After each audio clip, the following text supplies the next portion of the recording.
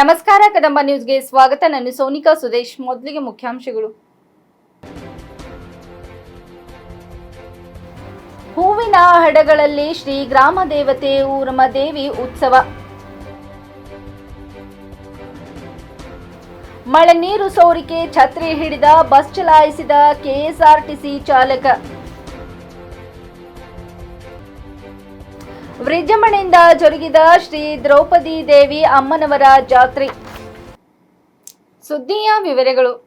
ವಿಜಯನಗರ ಜಿಲ್ಲೆ ಹೂವಿನ ಹಡಗಲಿ ಪಟ್ಟಣದ ಗ್ರಾಮ ದೇವತೆ ಶ್ರೀ ಊರಮ್ಮ ದೇವಿಯ ರಥೋತ್ಸವ ಗುರುವಾರ ವಿಜೃಂಭಣೆಯಿಂದ ಜರುಗಿತು. ಧಾರ್ಮಿಕ ನಿಯಮಾನುಸಾರ ದೇವಿ ಚೌತಿ ಮನೆಯ ಮುಂಭಾಗದಲ್ಲಿ ಎಲ್ಲ ಕಾರ್ಯಕ್ರಮಗಳನ್ನು ಜರುಗಿಸಿದ ನಂತರ ದೇವಿಯ ಉತ್ಸವಕ್ಕೆ ಚಾಲನೆ ನೀಡಲಾಯಿತು. ಸಂಪ್ರದಾಯದಂತೆ ಬೆನ್ನುಗೋಡೆಯಿಂದ ಪಟ್ಟಣದ ಗೌಡರ ಮನೆ, ಬಣಕಾರ, ಶಾನುಭೋಗರ ಮನೆ ಹಾಗೂ ಪ್ರಮುಖ ದೇವಾಲಯಗಳಿಗೆ ತೆರಳಿದ ದೇವಿ ಉತ್ಸವ ಮೂರ್ತಿಗೆ ಉಡಿ ತುಂಬಲಾಯಿತು.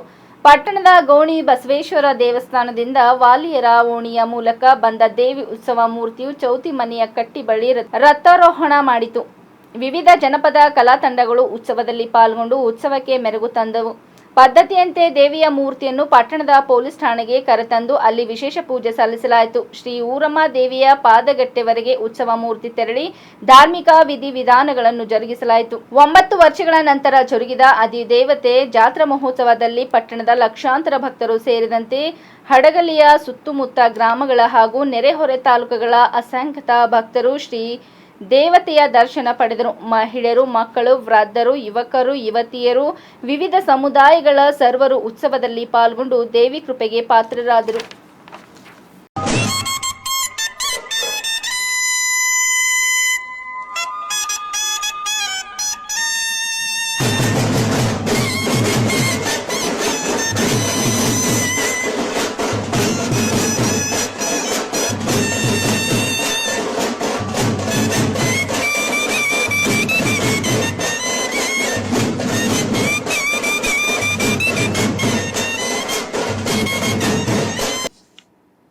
ಮಡಿಕೇರಿ ವಾಯು ಕರ್ನಾಟಕ ಸಾರಿಗೆ ಸಂಸ್ಥೆಯ ಬಸ್ಸೊಂದರಲ್ಲಿ ಚಾಲಕರೊಬ್ಬರು ಸೋರುತ್ತಿರುವ ಮಳೆ ನೀರಿನಿಂದ ರಕ್ಷಣೆ ಪಡೆಯಲು ಛತ್ರಿ ಹಿಡಿದುಕೊಂಡೇ ಚಾಲನೆ ಮಾಡಿದ ವಿಡಿಯೋ ವೈರಲ್ ಆಗಿದೆ.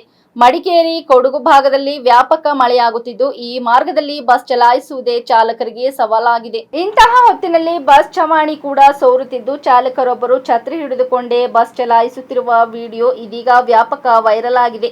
ವಾಯು ಕರ್ನಾಟಕ ಸಾರಿಗೆ ಬಸ್ಸೊಂದರಲ್ಲಿ ಸೋರುತ್ತಿರುವ ಮಳೆ ನೀರಿನಿಂದ ರಕ್ಷಣೆ ಪಡೆಯಲು ಚಾಲಕರೊಬ್ಬರು ಒಂದು ಕೈಯಲ್ಲಿ ಛತ್ರಿ ಹಿಡಿದುಕೊಂಡು ಬಸ್ ಚಲಾಯಿಸುತ್ತಿದ್ದಾರೆ.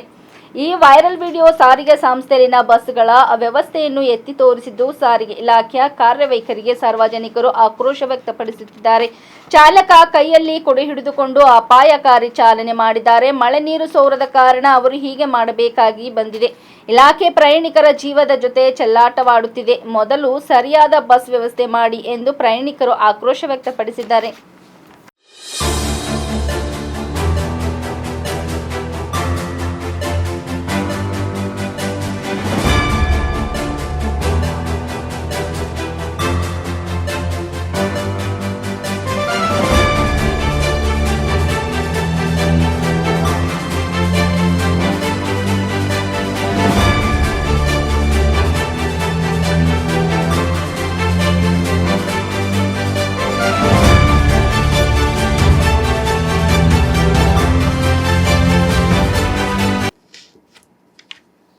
ಬೆಂಗಳೂರು ಗ್ರಾಮಾಂತರ ಜಿಲ್ಲೆಯಾದ ಹೊಸಕೋಟೆ ಜಾತ್ರೆಯಲ್ಲಿ ಹಸಿ ಕರೆಗೆ ಶ್ರೀ ದ್ರೌಪದಿ ದೇವಿ ಅಮ್ಮನವರ ಹೂವಿನ ಕರೆಗೆ ಪೋತರಾಜು ಹೀಗೆ ಹಲವಾರು ಧಾರ್ಮಿಕ ಹಾಗೂ ಸಾಂಸ್ಕೃತಿಕ ಈ ಜಾತ್ರಾ ಮಹೋತ್ಸವಕ್ಕೆ ಹೆಚ್ಚು ಮೆರುಗನ್ನು ನೀಡಿತು. ಈ ಜಾತ್ರಾ ಮಹೋತ್ಸವಕ್ಕೆ ಆಗಮಿಸಿದ ಹೊಸಕೋಟೆಯ ಮಾನ್ಯ ಶಾಸಕರು ಶರತ್ ಬಚ್ಚೇಗೌಡ ಅವರು ಬಂದು ಜಾತ್ರಾ ಮಹೋತ್ಸವಕ್ಕೆ ಚಾಲನೆ ನೀಡಿದರು. ಎಂಟಿಬಿ ನಾಗರಾಜ್ ಅವರ ಪುತ್ರ ಸಹ ಜಾತ್ರಾ ಮಹೋತ್ಸವದಲ್ಲಿ ಭಾಗವಹಿಸಿದರು. ಈ ಜಾತ್ರಾ ಮಹೋತ್ಸವಕ್ಕೆ ಆಗಮಿಸಿದ ಸಾವಿರಾರು ಭಕ್ತಾದಿಗಳು ಜಾತ್ರಾ ಮಹೋತ್ಸವದಲ್ಲಿ ಪಾಲ್ಗೊಂಡು ಶ್ರೀ ಅಭಿಮುಕ್ತೇಶ್ವರ ಬ್ರಹ್ಮ ರಥೋತ್ಸವವನ್ನು ಕಣ್ತುಂಬಿಕೊಂಡರು.